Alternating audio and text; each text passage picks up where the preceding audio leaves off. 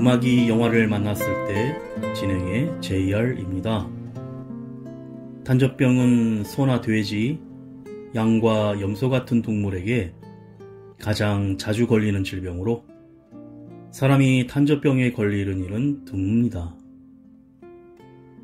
탄저병은 포자를 형성하는 세균이 일으키는데 탄저병에 걸린 동물의 고기를 먹거나 호흡을 통해 걸리게 되지만 사람 간의 접촉만으론 옮지 않습니다. 호흡을 통해 탄저균이 폐에 침투하면 흔한 감기와 비슷한 열, 기침, 두통, 오한, 호흡곤란 등을 느끼는데 쇼크 증상이 나타나며 피부를 통한 감염은 베이거나 손상된 피부를 통해 몸속으로 들어오는데 피부가 부풀며 가렵고 작은 물집이 생겨 통증이 없는 종기로 진행하면서 중심 부분이 까맣게 됩니다. 탄저병 세균을 먹는 경우 내장이 손상되고 메스꺼움, 구토, 발열과 복통, 피를 토하며 극심한 설사가 일어나는데 치료는 즉시 전문의사의 항생제 치료를 받아야 합니다.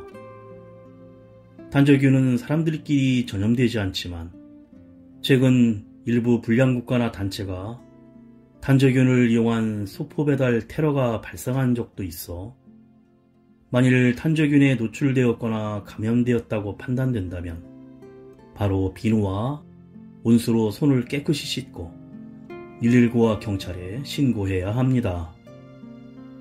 공기 중으로 퍼지지 않도록 원인 물품을 만지지 말아야 하며 치명률이 5에서 20%에 달하지만 직구나 친구 등 가깝게 지내는 사람에게 전파할 위험은 거의 없으므로 두려워하지 말고 의사나 보건당국의 지시를 따르면 예방과 치료를 충분히 할 수 있다고 합니다.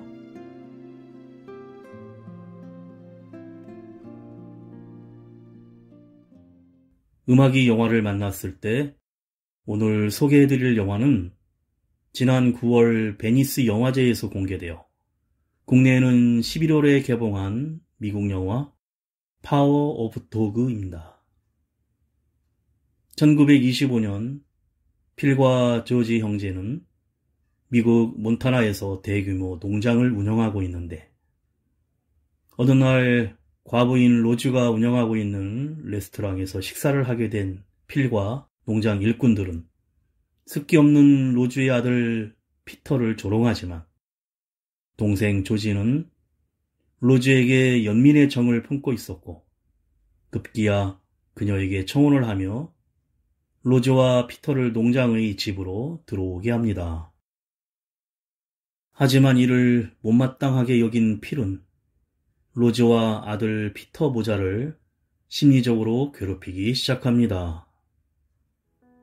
먼저 민중가수인 윤선혜가 부르는 편지 듣고 영화 이야기 시작합니다.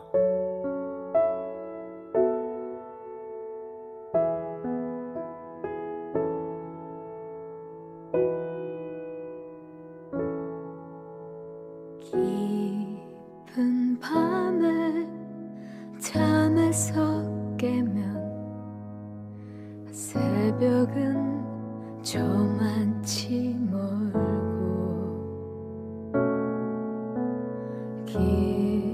길었던 내 밤은 이루지 못한 또 하나의 꿈을 꾸네. 언제쯤일까 너를 만날 수 있을까. 기다린다면 너를 다시 안을 수 있을까. 밤은 어차피 지나가겠지. 부질없는 생각도 끝이 나겠지. 머물렀던 너의 고운 자리만 널 기억한다.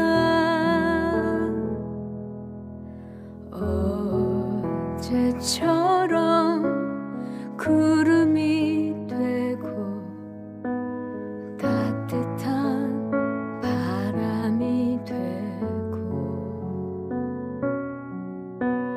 닿지 못한 때늦은 인사 대신 너의 안부를 묻는다.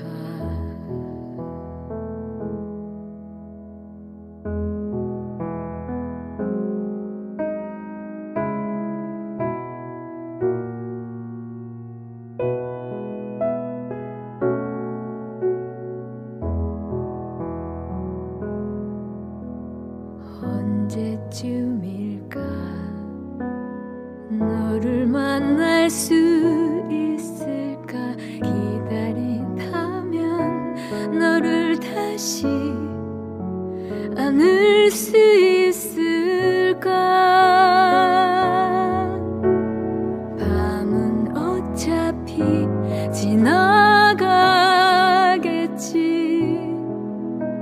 부질없는 생각도 끝이 나겠지. 머물렀던 너의 고운 자리만 반짝인다. 널 기억한다. 보고 싶다. 널 사랑한다.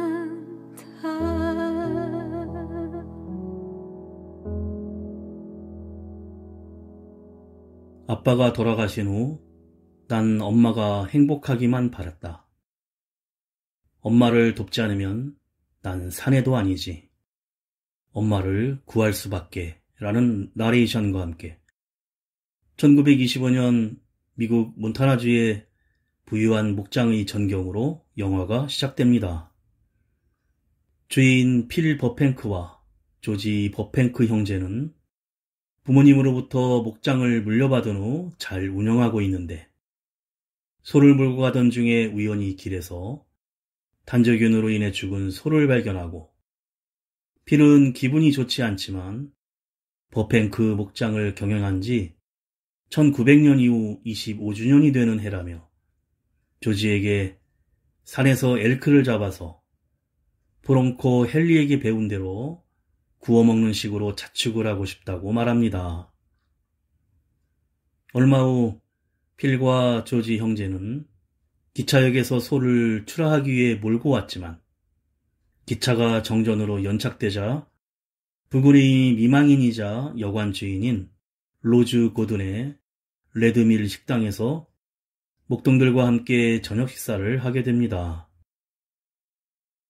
필은 식탁에 꽂혀있는 조화를 보며 누가 만들었는지 궁금해하다가 로즈의 아들 피터가 만들었다는 것을 알고는 서빙을 하는 피터에게 여자의 말투를 흉내내며 목동들과 함께 조롱을 합니다. 사실 피터는 여성적인 성격으로 엄마가 꽃집을 했었고 평소 꽃을 좋아해 스케치를 하거나 조화를 만들어 의사였던 아버지의 무덤에 꽂아두기도 하는 감성적인 청년이었습니다. 그런데 필이 피터가 만든 조화를 불쏘시개로 담뱃불을 붙이며 태워버리자 피터는 뛰쳐나가고 로즈는 식탁 위의 모든 조화를 치워버립니다. 식사가 끝나자 마음씨 착한 동생 조지는 형 필의 행동 때문에 마음이 불편했는지 주방에서 흐느끼는 로즈의 울음소리를 듣고는 어깨를 다독이며 위로해 줍니다. 가수 김필이 부릅니다. 어느 날 우리. 벌써 오래 까맣게 잊혀진 채 살아. 낡은 소매와 지친 어깨로 매일 반복된 곳에 다신 모를 뜨겁게 사랑한 기억. 것들로 가끔 웃게 해준 희미해진 너 그리워. 어느 날 우리 한 번쯤 우연히 만나요. 눈이 부시게 이별했던 그날처럼 어느새 우리 서로가 몰라본데도 낯선 발길로 지나쳐도 그냥 그렇게 두어요.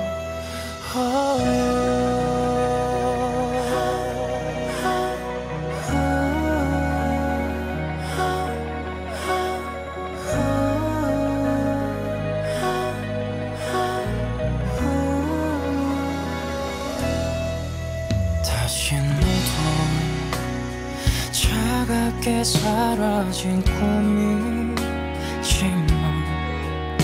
조금 어렸었던 부족했던 나 아쉬워.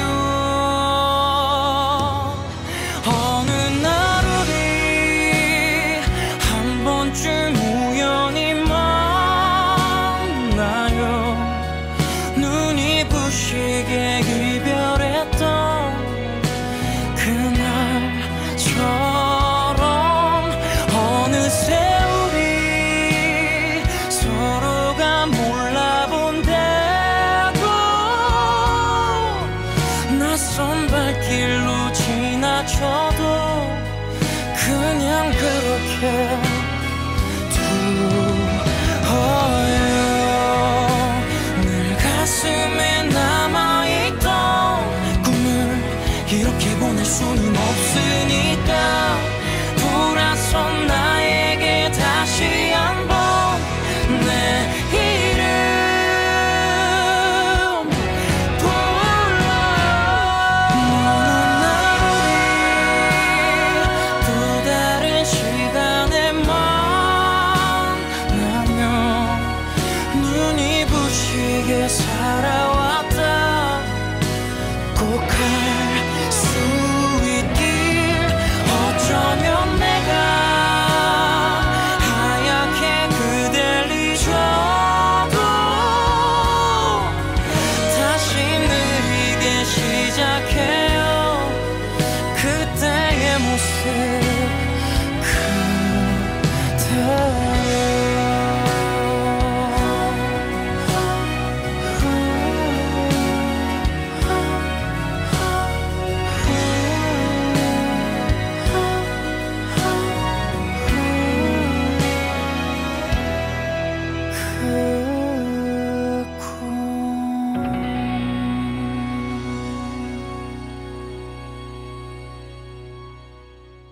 그날 밤 목동들과 한참 파티를 즐긴 후 여관 숙소로 돌아온 필은 조지를 찾지만 아직 들어오질 않았는데 카우보이적인 기질을 가진 형과 달리 도회적인 사고방식이 강한 조지는 금방 로즈에게 반해버립니다. 늦은 새벽 귀가한 조지는 로즈의 아들 피터를 형이 놀린 일에 대해 잠시 얘기하고는 침대에 누워 잠이 듭니다. 다음날 필이 목장에서 말을 길들이고 있는데 조지는 차를 몰아 레드빌 식당으로 다시 찾아갑니다. 식당에는 많은 손님들이 피아노 연주에 춤을 추며 분주한데 아들 피터가 없다는 말에 조지는 윗옷을 벗고서는 식당 서빙을 도와주자 마을 사람들이 놀라며 반가워합니다. 저녁 늦게서야 로즈의 식당에서 돌아온 조지에게 필은 담배를 한 대 피우며 로즈란 여자는 곱상한 아들을 대학에 보내려고 돈 때문에 관심을 보이는 것이라며 교제를 말립니다. 하지만 다음 날도 조지가 차를 타고 레드밀 식당으로 떠나자 필은 젠장이라 내뱉으며 조지가 자살한 남편과 모자란 아들이 있는 과부와 엮이고 말았다는 내용의 편지를 부모님에게 보낸 후 집에 온 조지에게 노골적으로 결혼에 반대한다고 하지만 조지는 단호하게 로즈는 버팽크의 부인으로서 일요일에 이미 결혼했다고 선언해버립니다. 그러자 화가 난 필은 마구간의 말을 채찍으로 때리며 화풀이를 합니다. 결국 로즈가 버팽크 목장 집으로 이사를 하고 로즈의 아들 피터는 의과대학에 진학해 기숙사로 가게 되는데 필은 로즈가 돈 때문에 조지와 결혼했다고 생각하고 로즈를 몹시 싫어합니다. 조지는 부모님과 주지사도 초대하여 저녁 식사 파티 자리를 마련하기로 하는데 로즈가 피아노를 친다는 사실에 그날 로즈의 피아노 연주를 들려주고 싶어 합니다. 가수 헤이지의 노래입니다. 첫눈에.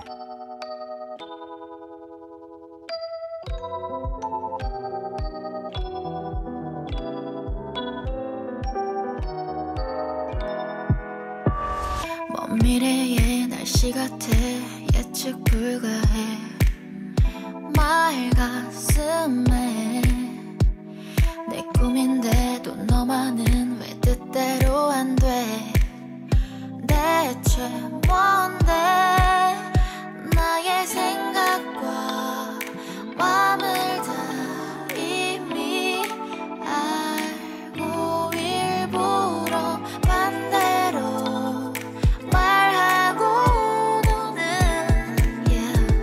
행동하는 건지 첫눈 내린 어느 날은 널 안고 있을까 하얀 배경인 너의 맘에 날 데려가 줄까 세상이 너로 뒤덮인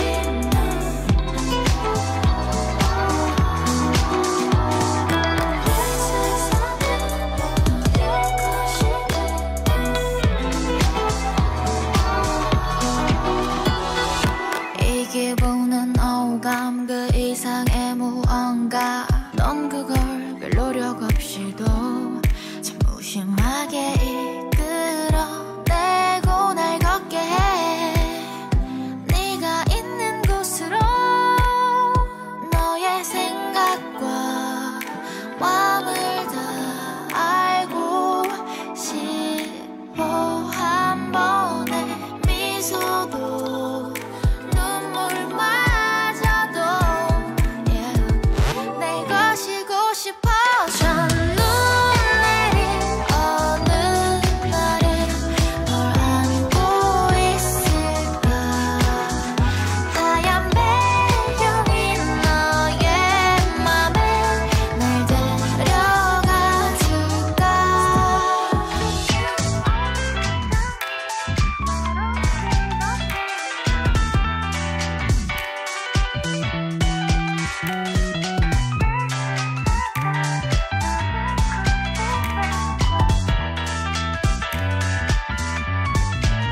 난 널 위해 녹아도 돼 네가 뜨거운 여름이라 해도 뛰어들게 그 순간 네 두 눈 속에 내가 영원히 내리길 첫눈 내린 어느 날은 널 안고 있을까 하얀 배경인 너의 맘에 날 데려가 줄까 버뱅크 목장에서 같이 살게 된 로즈는 따뜻한 성격과 자신을 사랑해주는 남편 조지와 행복한 생활을 꿈꾸지만 동생 필이 같이 살게 되었으면서도 로즈에게 행동은 거칠고 태도는 항상 조롱하는데 자신은 아주버님이 아니라든가 당신은 꽃뱀이라든가 피아노를 연습하는 로즈를 방해하면서 만돌린을 쳐댄다든가 하며 스트레스를 주기 시작합니다. 그래서 필의 이런 모습 때문에 로즈는 더욱 싫어하고 두려워하며 거리를 두게 되고 또한 필은 동생 조지와 로즈가 서로 사랑하며 사이좋게 지내는 모습을 보일수록 과거 사랑했던 브롱코 헨리를 더욱 그리워하고 그와 함께했던 추억의 장소를 찾아다니면서 자신만의 성적 도취를 느끼기 시작합니다. 한편 부모님과 주지사와의 저녁 파티 준비가 한창인데 조지는 저녁 파티 전에 중요한 자리이니만큼 평소 씻고 다니지 않는 필에게 이 자리에서만큼은 목욕을 해달라고 부탁합니다. 하지만 필은 아예 파티에 나타나지도 않고 드디어 손님들이 모두 도착하자 말끔히 파티복을 차려입고 로즈를 소개하고 얼마 후 식사 자리가 어색해질 즈음 조지는 로즈에게 피아노 연주를 부탁합니다. 로즈는 자신의 실력이 부족하다고 느껴서 연주를 꺼려하지만 주지사와 부모님도 권유를 하자 마지못해 연주를 시작하는데 밀려오는 부담감에 두세 음을 치기 시작하다가 포기하고 맙니다. 그때 씻지도 않고 냄새나는 옷차림으로 파티에 나타난 필이 로즈에게 졸어가는 투로 연주는 지겹도록 하더니만 피아노 연주는 왜 안 했냐고 비아냥대자 로즈는 눈물을 글썽거리고 필은 휘파람을 불면서 2층으로 올라가 버립니다.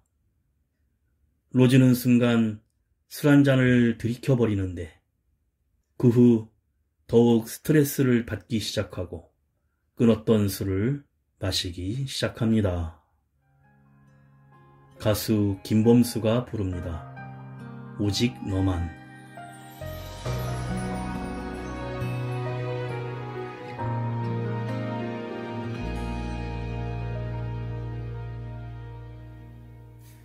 가도 가도 아는 길을 가고 있지만 누가 봐도 뻔한 사랑 하고 있지만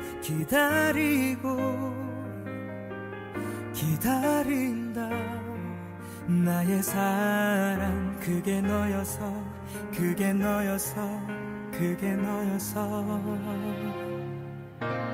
너를 향해 가는 길이 불안하지만 확신 없는 기다림도 두렵긴 하지만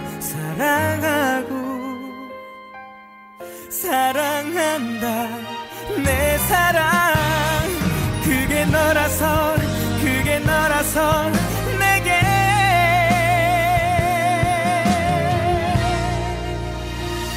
오직 너만 나 오직 너만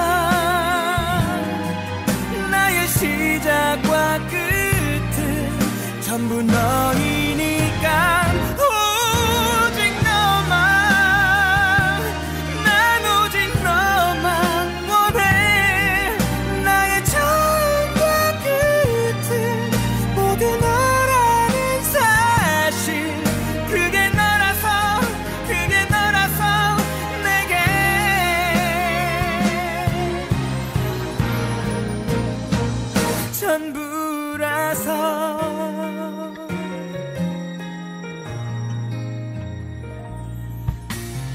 이런 얘기하는 나도 별거 없지만 사랑 말고 줄 게 없어 참 미안하지만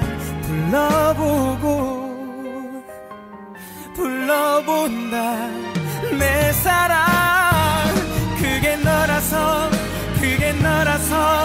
내게 오직 너만 나 오직 너만 나의 시작과 끝은 전부 너이니까 오직 너만 난 오직 너만 원해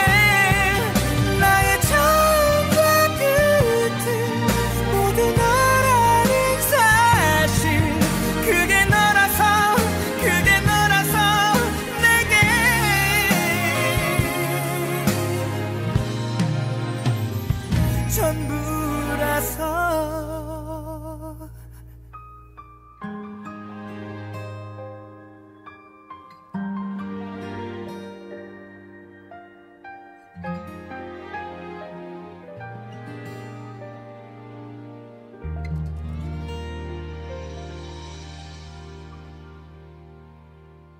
아들 피터가 여름방학 휴가를 보내기 위해 목장에 오는데 청바지에 카우보이 모자까지 쓰고 왔지만 필과 목동들은 피터를 보고 낸시가 왔다며 놀립니다.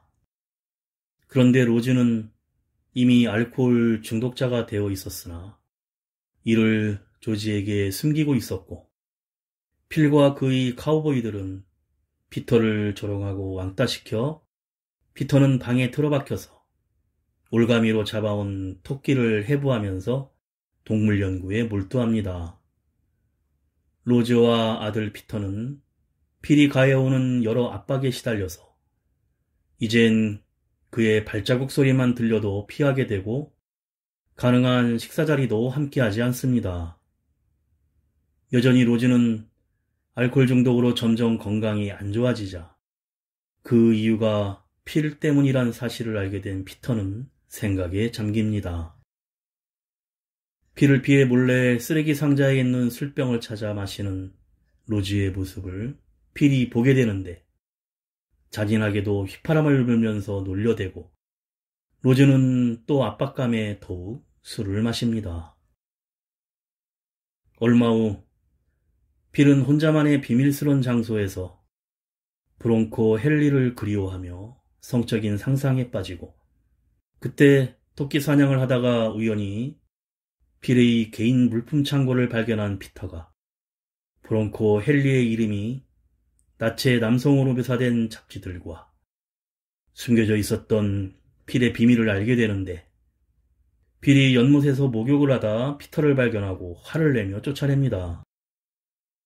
그 일이 있은 후 웬일인지 필은 피터에게 마음을 열기 시작하는데 생가죽으로 밧줄을 만드는 법과 카우보이로서의 기본 능력인 말 타는 법을 방학 동안 가르쳐주기로 합니다.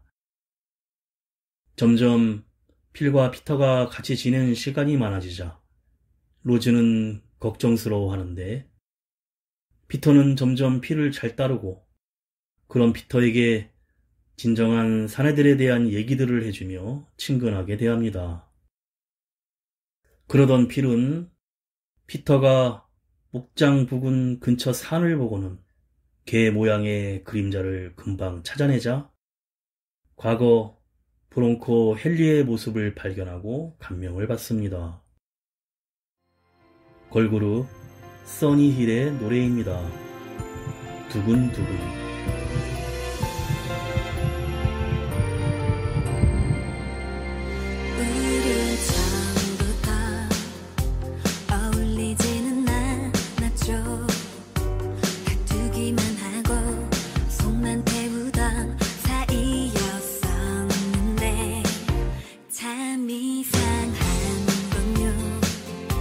어느새 맘이 통해서 곁에 없으면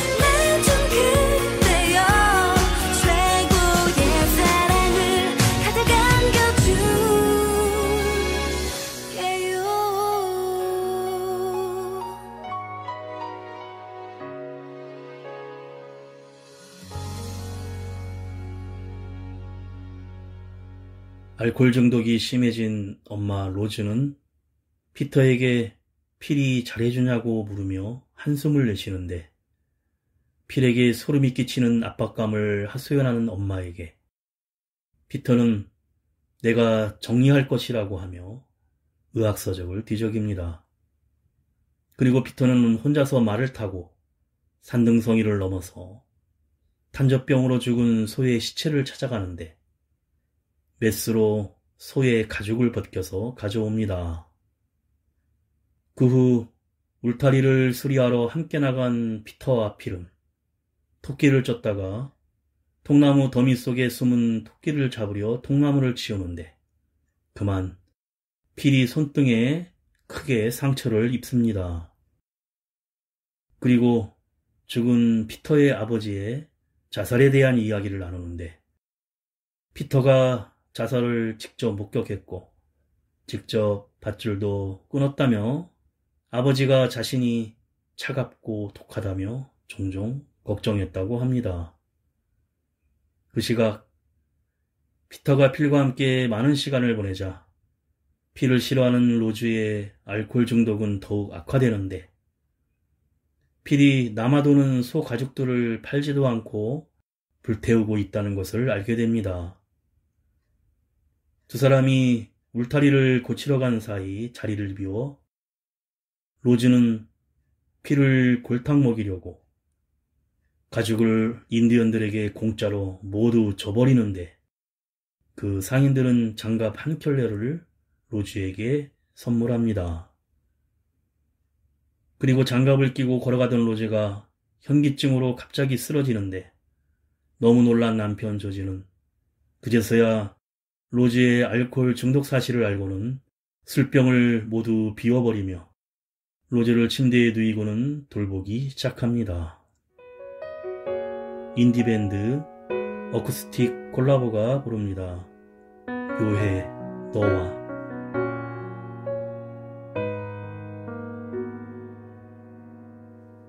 네 생각에 꽤 즐겁고 네 생각에 퍽 외로워 이상한 일이야.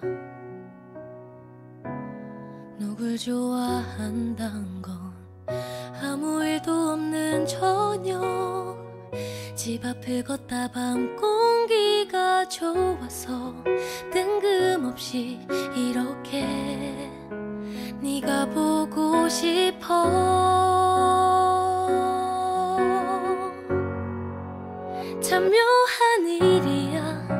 사랑은 좋아서 그립고 그리워서 외로워져. 이게 다 무슨 일일까. 내 맘이 아닌 걸 이제와 어떻게. 모든 시간 모든 공간 내 주위엔 온통 너뿐인 것 같아. 묘해. 보고 싶어 신기하고 신기해서 보고 싶고 그러다 한순간 미친 듯 불안하고 아무렇지도 않은데 햇살에 울컥 눈물이 날 것 같고 그러다가 네 전화 한 통에 다 났고. 참 묘한 일이야. 사랑은 아파서 고맙고 고마워서 대견해줘. 이게 다 무슨 일일까. 이 길이 그 길이 아닌 걸 모르고 떠나온 여행처럼 낯설지만 그래서 한 번 더 가보고 싶어져. 너와 이렇게 너를 바라볼 때 뭐랄까 나는 행복한 채로 두려워져.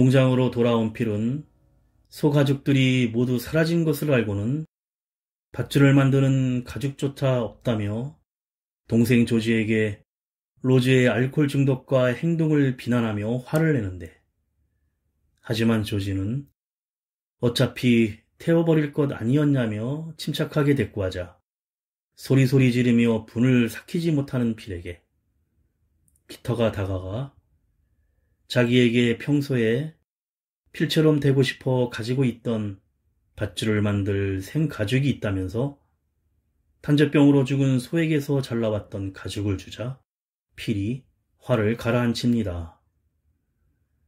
남은 가죽이 있다는 사실에 필은 기분이 풀렸고 피터에게 앞으로는 더 좋은 관계를 약속하며 당장 오늘 밤에 완성하자고 합니다. 둘은 헛간에서 밧줄을 만들며 밤을 새우는데 필이 피터에게 브롱코 헨리가 추운 겨울 엘크 사냥 중에 한 침낭에서 자기 목숨을 구한 이야기를 들려주자 이때 피터가 알몸이었었냐는 전곡을 찌르는 질문을 하자 필은 대답하지 않습니다. 다음날 아침 필이 보이지 않자 동생 조지는 아파서 침대에 누워있는 필을 발견하는데 손등의 상처가 까맣게 변하고 정신이 혼미해진 상태였습니다. 그 와중에도 필은 피터에게 완성된 밧줄을 주려고 하지만 땅바닥에 놓쳐버리고 급하게 조지가 필을 차에 태워 의사에게 달려갑니다.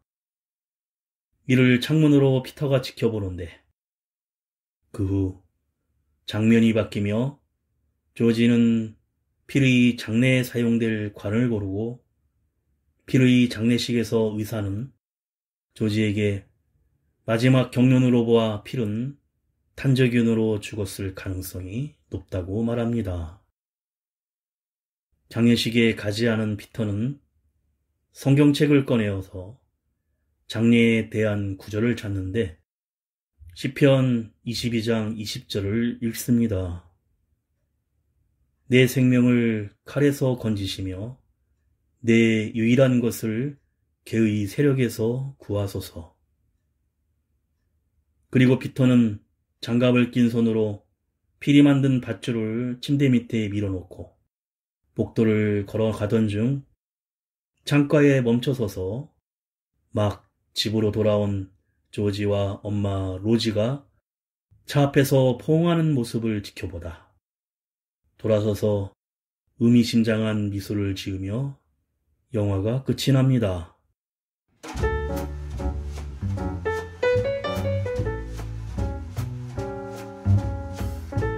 베네딕트 컴버배치가 연기하는 필이라는 인물은 정말 한없이 차가운 남자입니다. 목장을 운영하며 동생 조지가 데려온 아내와 아들인 피터를 굉장히 단호하게 싫어하는데 그에게는 존경하고 사랑했던 브롱코 헨리라는 남자가 있었습니다. 그는 이미 세상을 떠났기 때문에 이로 인한 성격의 변화일 수도 있고 시대 배경이 1900년대 초로 당시 이 동성애는 용서가 안 되는 시대였기 때문에 사랑하는 사람이 떠난 고립감과 더불어 조지가 데려온 아내 로즈의 아들 피터에게 느껴졌던 감정은 굉장히 당혹스러웠을 것입니다. 로즈와 피터에게 필은 악의 존재인 개의 힘으로 압박되었고 사실 필은 비밀로 간직해야 했던 자신의 성 정체성과 피터를 통해 자신의 젊은 시절을 투영하면서 피터와 관계가 아마 자신이 동경했던 브롱코 헨리와 자신의 관계와 같다고 생각을 했지만 피터는 자신의 엄마를 무시하고 괴롭히는 필에게 분노만을 느끼고 있었기에 제거해야 할 대상인 필을 탄저균으로 오염시켜 죽음에 이르게 함으로써 결국 복수를 치밀하게 계획한 피터는 엄마 로즈와의 새로운 미래 생활에 대한 보장을 선택하게 된 것입니다.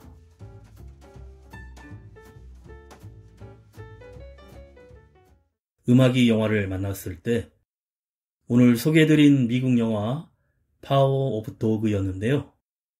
칸 여과제 황금 종려상과 아카데미 각본상, 여우주연상, 여우조연상 3관왕의 영화 피아노의 제인 캠피언 감독 작품입니다.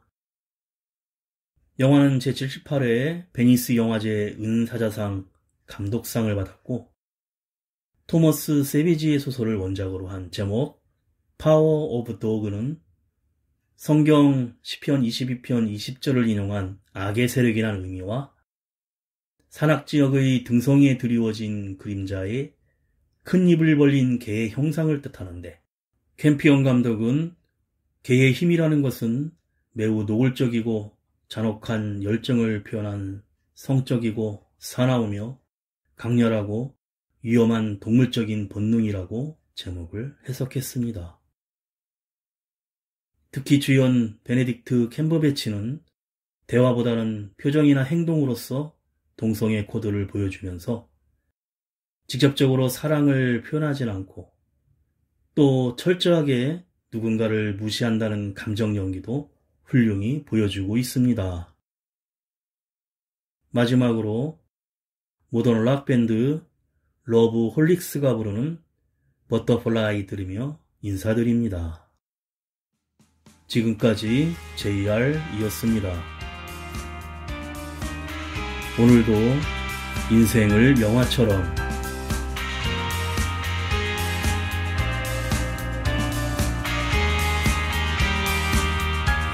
어리석은 세상은 너를 몰라 누에 속에 감춰진 너를 못 봐 나는 알아 내겐 보여 그토록 찬란한 너의 날개 겁내지마 할 수 있어 뜨겁게 꿈틀거리는 날개를 펴 날아올라 세상 위로 태양처럼 빛이 나는 그대여 이 세상이 거칠게 막아서도 빛나는 사람은 난 너를 사랑해 널 세상에 볼 수 있게 날아줘 멀리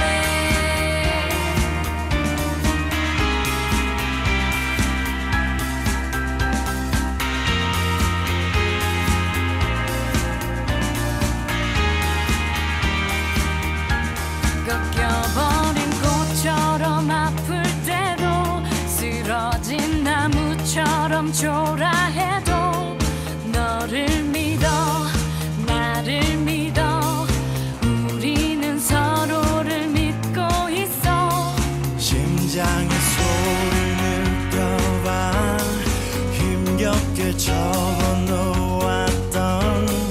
날개를 펴 날아올라 세상 위로